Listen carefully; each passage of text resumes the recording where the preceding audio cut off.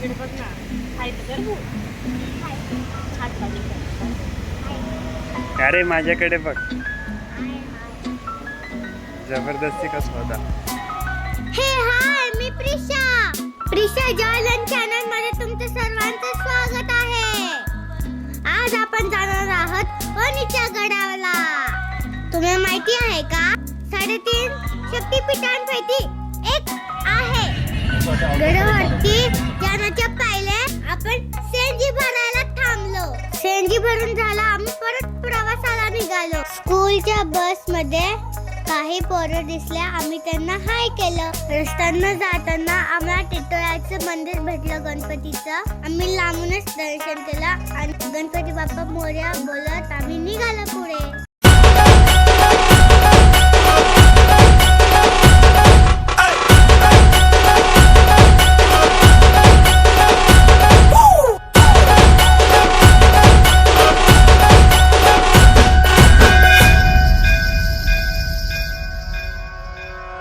आमची ढबळे काका आणि मोठी आई यायचे बाकी होता, म्हणून आम्ही फ्रूट्स खात सेंजीकडे थांबून गेलो. मला झोप येत होती, मग माझ्या काकांनी मला आळस देतानाच माझा व्हिडिओ शूट करून घेतला.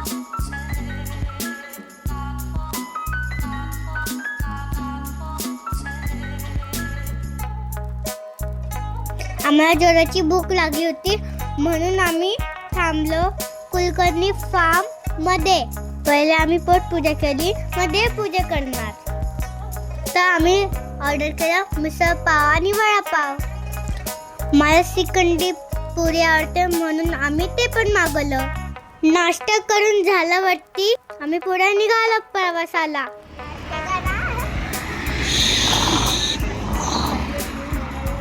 पिऊ काय नाश्त्याला?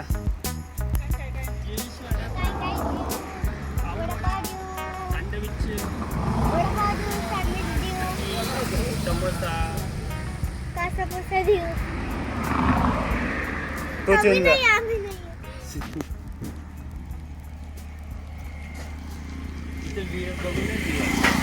हा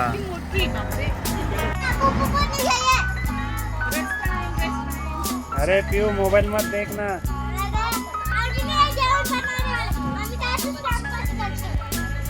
दुकान की खोली फिर.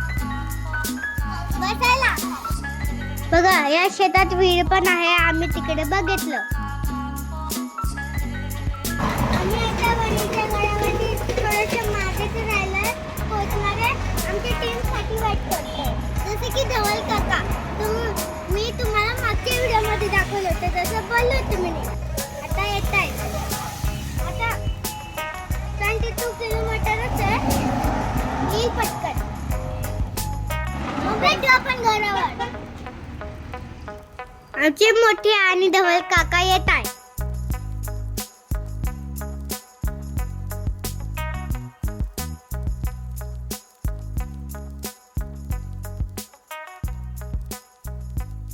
थोड्या वेळ थांबलो, पाय मोकळे केले आणि परत निघालो. हे तुम्हाला डोंगरावरती खिडकीसारखं दिसतंय ना, त्याला मेढे म्हणतात. तुम्हाला माहिती आहे ते कसं निर्माण झालंय?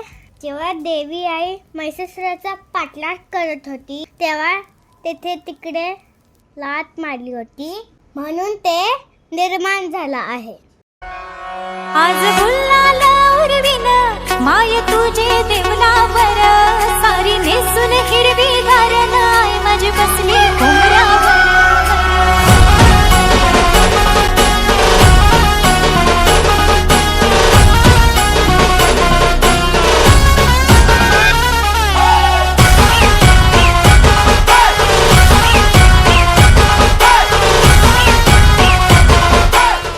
आमचे काका आणि माझे पप्पा गाडी पार्क करायला चालले, मस्ती करत करत. फिर से गाड़ी चालू कर दिए. चल तिकडे जाऊया. बंद कर दी हुई गाड़ी, तिकडे चल. ये हमारे एक और भाई आ गए हैं.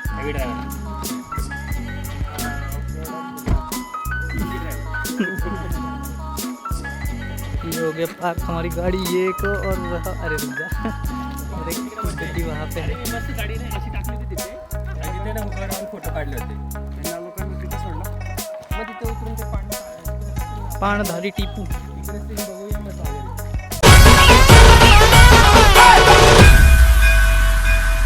आई दर्शन घेन मी तुझे डोंगरावर.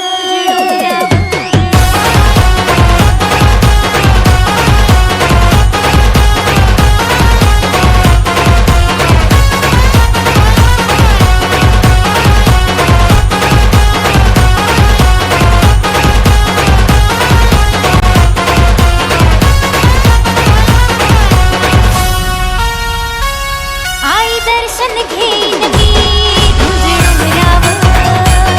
हे बगीर पामावर अगदी पोल्यावर. आई दर्शन घेन मी तुझे डोंगरावर. हे बगीर पामावर अगदी पोल्यावर.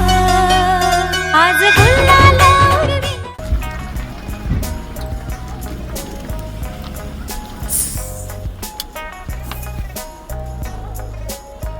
ये हमारे ड्राइवर मुंडी मोड़ते हुए. आपली बॅग घेऊन ये आता खाली. ये है हमारी पीऊ. हे करून घे 5 पायऱ्या आहेत. हा कुंकू लावून कापूर पता नहीं ये कौन सी कुन्ना से देख रही है हमें. सारा फोडून.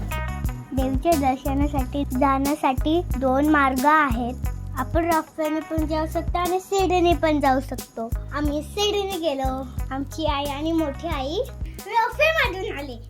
माय तुझे देवलावर सारी नेसून हिरवी गारनाय माझी बसली कोमऱ्यावर.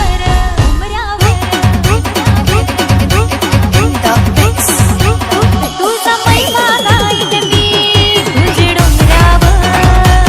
हे बगीर पामावर अगदी पोल्यावर. माझी मम्मी जोत लावत होती पायरीवर तेव्हा मी हे गाणं म्हणत होती.